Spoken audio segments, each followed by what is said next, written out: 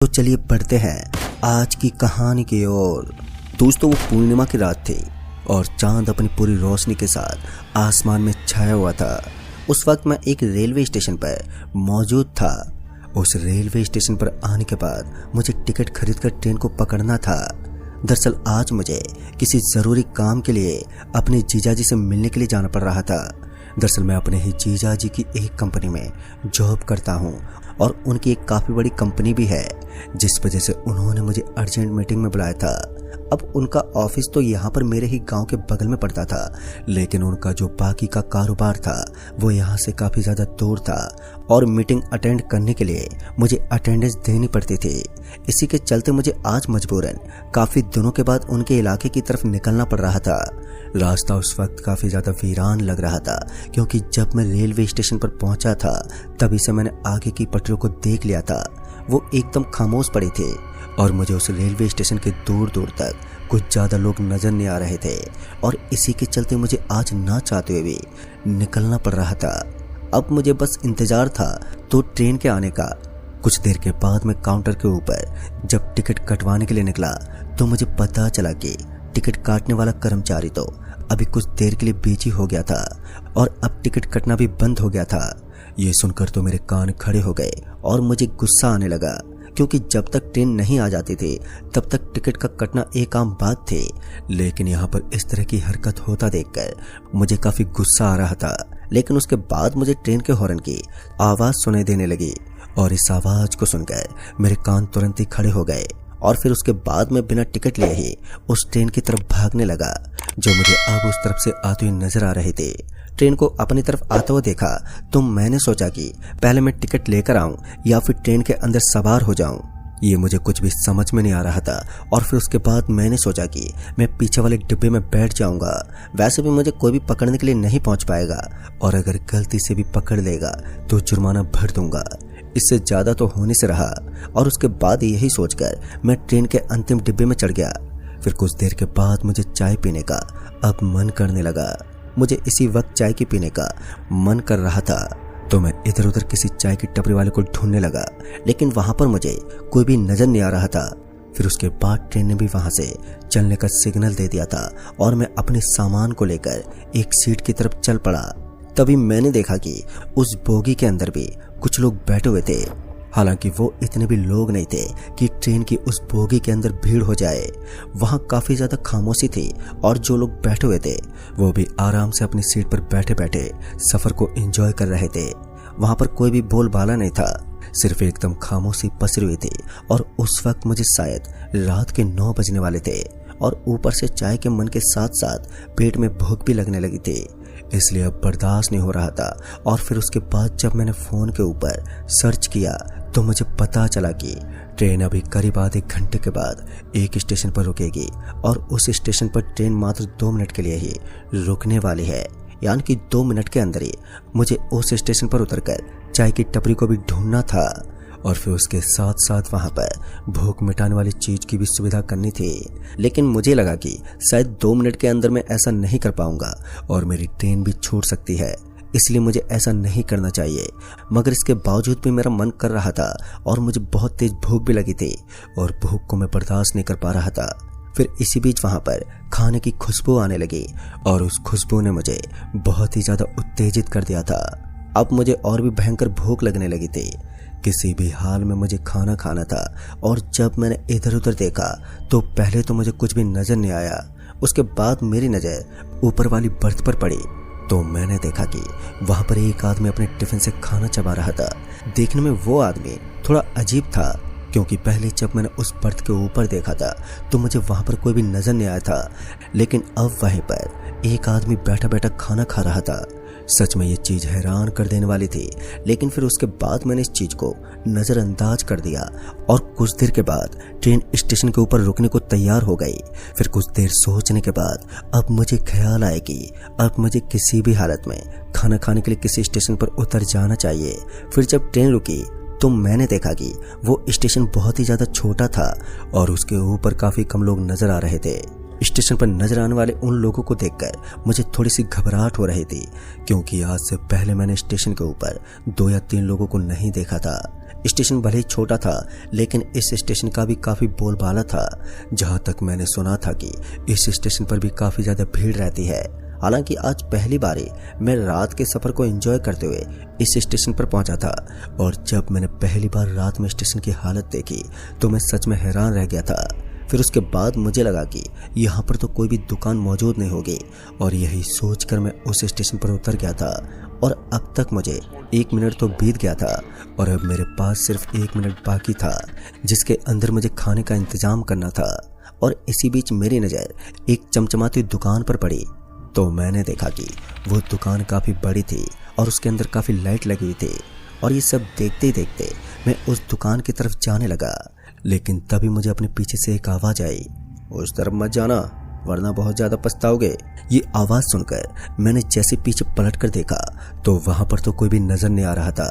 और फिर इसी बीच मुझे अपने कानों में बहुत ही ज़ोर की सीटी बजने लगी। ये सीटी इतनी ज़ोर से बज रही थी कि मुझे कुछ भी सुनाई नहीं दे रहा था, और मेरे दोनों कान एक पल के लिए सुन्न पड़ गए थे। मेरा शरीर अब जोरों से थरथर कांपने लगा था, और पूरे दिमाग के अंदर ऐसा लगने लगा कि दिमाग की नस फट जाएगी और उनके अंदर से खून निकलने लगेगा। मेरी हालत उस वक्त बहुत ही ज़्यादा पतली पड़ गई थी। मेरे दिमाग से सारी चीज़ें बाहर हो चुकी थी। और फिर उसके बाद मैं अपने सर को पकड़कर वहीं पर बैठ गया, और तभी किसी ने मेरे कंधे पर अपना हाथ रखा, और उस पल के लिए सब कुछ एकदम से खामोश हो गया था। वहाँ पर इतना ज़्यादा सन्नाटा पसर गया था कि मुझे किसी भी चीज़ की आवाज़ सुनाई नहीं दे रही थी। और फिर उसके बाद मैंने जैसे उस ठंडे हाथ को महसूस किया तो मैं एकदम से पीछे की तरफ पलट गया। जैसे मैंने पीछे पलट कर देखा तो मैंने पाया कि मुझे अपने पीछे 80 साल का एक बूढ़ा आदमी नजर आ रहा था, जिसने सफ़ेद रंग के कपड़े पहन रखे थे। ट्रेन भी वहीं पर खड़ी थी, तो मुझे सुकून मिला कि अभी तक ट्रेन वहां से निकली नहीं थी। और फिर उसके बाद मैं भागता हुआ सीधा उसी बोगी के अंदर दाखिल हो गया जिसके अंदर से मैं बाहर निकला था। लेकिन इस बार मैं जैसे उस बोगी के अंदर पहुंचा तो मैंने देखा कि बोगी के अंदर कोई भी नजर नहीं आ रहा था। सारे के सारे लोग नीचे उतर चुके थे। मुझे लगा कि शायद उनका यही आखिरी स्टेशन होगा, और इसलिए वो सभी नीचे उतर गए हैं, और अब मैं अकेला ही उस अंतिम बोगी में बच गया था। इस समय मेरे पास टिकट भी नहीं थे, तो मुझे काफ़ी ज़्यादा डर लग रहा था कि कहीं टीटी ना आ जाए, और इसी चिंता ने मुझे काफ़ी हद तक हताश कर रखा था। फिर कुछ देर तक तो ऐसा ही चलता रहा, मगर उसके बाद धीरे धीरे मेरा डर भी कम होने लगा, और अब ट्रेन फिर से स्पीड करने वाली थी। ट्रेन को वापस से चलता हुआ देखकर मेरे जहन में एक खुशी की लहर दौड़ गई थी। मुझे लग रहा था कि अब मैं आराम से अपने स्टेशन पर पहुंच जाऊंगा, मगर मुझे क्या मालूम था कि अभी तो असली ट्विस्ट आना बाकी है। जहां पर मैंने अनुमान लगाया था कि शायद खतरा टल चुका है, लेकिन अभी तो खतरे की महज शुरुआत हुई थी। तो मैं बिंदास होकर अपनी सीट के ऊपर बैठा हुआ था, और तभी अचानक मुझे ऐसा लगा कि कोई मेरे पीछे से आ गया। और जैसे मैंने इस चीज़ को महसूस किया तो मैं एकदम से पीछे की तरफ पलट गया। इस बार मैं जैसे ही अपने पीछे की तरफ पलटा तो मैं हक्का बक्का रह गया। मैंने देखा कि मेरे पीछे की तरफ मोटी सी महिला आई थी, लेकिन वो काफ़ी ज़्यादा खूबसूरत थी। एक पल के लिए तो मैं खुद उसकी खूबसूरती का दीवाना हो गया था, लेकिन उसके बाद मुझे एहसास हुआ कि इस वक्त मैं ट्रेन में सफ़र कर रहा हूँ और एक नॉर्मल यात्री हूँ। मुझे इन चीज़ों पर बिल्कुल भी ध्यान नहीं देना चाहिए, लेकिन वो महिला भी कुत्ते को रोटी देने की कोशिश कर रही थी। यानी कि वो औरत मेरे ऊपर डोरा डालने की कोशिश कर रही थी, क्योंकि उसने बाकी खाली सीटों को छोड़कर मेरी सीट के ऊपर बैठना ही ठीक समझा, और उसने तुरंत ही अपना बैग ऊपर की सीट के ऊपर रख दिया और फिर मेरे बगल में बैठ गई। मैं इतना तो समझ गया था कि ये महिला अकेले अकेले इस बोगी के अंदर डर रही है, इसलिए वो मेरे बगल में बैठी थी। लेकिन एक जवान लड़के को इस तरह एक ट्रेन की बोगी में अकेला देखकर उसके करीब बैठ जाना, क्या ये डर नहीं था? यही सब सोचकर मेरा माथा ठनकता जा रहा था। इससे पहले कि मैं उससे कुछ बोल पाता कि तभी उसने एक गंभीर आवाज में कहा, तुम कब से यहाँ पर बैठे हुए थे? तो मैंने उसे सारी बात बता दी। उसके बाद ट्रेन धीरे धीरे आगे की तरफ बढ़ने लगी, और अब मेरी नज़र उस औरत से हट गई थी और मेरी नज़र खिड़की के ऊपर चली गई, क्योंकि मैं खिड़की के बाहर से बाहर का नज़ारा देख रहा था। और तभी अचानक मुझे ऐसा लगा जैसे कि सीट के ऊपर से कोई उठ गया है, और जैसे मैंने उस तरफ पलटकर देखा तो दोस्तों उस वक्त मेरे शरीर के अंदर एक अजीब सी हलचल होने लगी। मेरा दिल कांपने लगा था, पूरा शरीर पसीने से तरबतर हो गया, क्योंकि मैंने देखा कि वो महिला सिर्फ एक पल के अंदर ही वहां से गायब हो चुकी थी, और एक इंसान को डराने के लिए इतना काफी था। मेरी हालत इस कदर पतली पड़ने लगी थी कि अपनी तरफ से पूरी ताकत लगाने के बावजूद भी मैं अपना मुंह नहीं खोल पा रहा था और ऐसा लग रहा था कि किसी ने मेरे मुंह के ऊपर चिपड़ी लगा दी हो। मैंने बहुत ही जोर से चिल्लाने की कोशिश भी की और वहां पर आवाज देने की कोशिश करने लगा, लेकिन फिर भी मेरी आवाज मेरे मुंह से बाहर ही नहीं निकल रहे थे। और तभी अचानक मुझे ऐसा लगा कि मेरे हाथ पैर के ऊपर कुछ गीला गीला गिरने लगा था और इस चीज का एहसास करके मेरे शरीर में एक बिजली सी दौड़ गई थी। ऐसा लग रहा था कि कुछ तो है जो मेरे हाथ के ऊपर लगातार टपकता जा रहा है। और फिर उसके बाद मैंने हल्की सी रोशनी में उसे देखने की कोशिश की तो वो लाल रंग का खून था और उसे देखकर मेरी हालत अब तो और भी ज्यादा पतली पड़ने लगी थी। अचानक फिर एक बार मेरे कान में बहुत ही जोर की सीटी बजने लगी और उस सीटी के बजने की वजह से मेरे दिमाग की नसों ने एक बार फिर से काम करना बंद कर दिया था। उस सीटी की भयानक आवाज से मेरे शरीर में एक बहुत ही जोर का अजीब सा दर्द होने लगा था।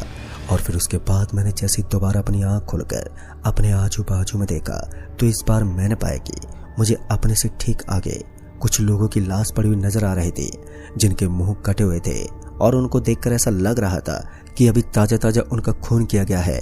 उस एक पल के लिए तो मेरा शरीर बर्फ की तरह जम गया था और मैं पूरी हिम्मत करने के बावजूद भी उस ट्रेन के डब्बे से बाहर नहीं निकल पा रहा था। मेरी समझ में नहीं आ रहा था कि आखिर यहाँ पर चल क्या रहा है। और फिर उसके बाद जैसे ही मैं बोगी के दरवाजे की तरफ बढ़ने लगा तो मैंने देखा कि ट्रेन की स्पीड अब काफी धीमे होने लगी थी और अब मैं तुरंत ही इस ट्रेन से नीचे उतरने वाला था। अब चाहे मुझे किसी भी स्टेशन पर उतरना पड़े, मगर अब इस ट्रेन के अंदर सफर करना मुझे बिल्कुल भी मंजूर नहीं था।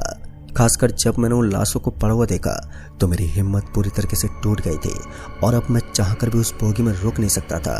पहले तो मैंने सोचा कि मैं दूसरी बोगी में चला जाता हूँ, लेकिन फिर मुझे ख्याल आया कि मेरे पास तो टिकट ही नहीं है। और इससे पहले कि ट्रेन रुकते मुझे अपने पीछे से आवाज आई, ओ भाई साहब जरा अपनी टिकट दिखाओ। और इस आवाज को सुनते ही मैं और भी ज्यादा घबरा गया। उसके बाद मैंने जैसे पीछे मुड़कर देखा तो मैंने पाया कि मेरे पीछे सफेद कपड़े पहने टीटी खड़ा था और टीटी को अपने पीछे खड़ा हुआ देखकर मेरी हिम्मत जवाब दे चुकी थी। उसके बाद मैंने उस टीटी से कहा, सर वो टिकट लाना तो भूल ही गया था। बस मैंने अभी इतना कहा ही था कि तभी उस टीटी ने मेरी गर्दन को पकड़ लिया और मुझे अचानक से ट्रेन के उस डब्बे से बाहर धकेल दिया। जैसे ही मैं नीचे गिरने वाला था कि तभी मैंने एक दरवाजे के बगल वाले पाइप को पकड़ लिया और मैं नीचे गिरने से बाल बाल बच गया। इस बार मैं उस टीटी के ऊपर गुस्से से चिल्लाते हुए वापस से पीछे मुड़ा तो मैंने देखा कि वहां पर तो कोई नहीं था। ये सिर्फ मेरी आंखों का एक धोखा था, लेकिन भला ऐसा कैसे हो सकता था कि मुझे कोई धक्का मार दे। मैं समझ गया था कि ये ट्रेन पूरी तरह से हॉन्टेड है और इसके अंदर चढ़कर मैंने बहुत ही बड़ी गलती कर दी थी। एक बार फिर मेरे कान में बहुत जोर की सीटी बजने लगी और इस बार जो सीटी बज रही थी उसे सुनकर ऐसा लग रहा था कि मेरे कानों से खून बाहर निकल जाएगा। फिर मैंने अपने कानों को एकदम कसकर पकड़ लिया और मैं वहीं पर बैठ गया।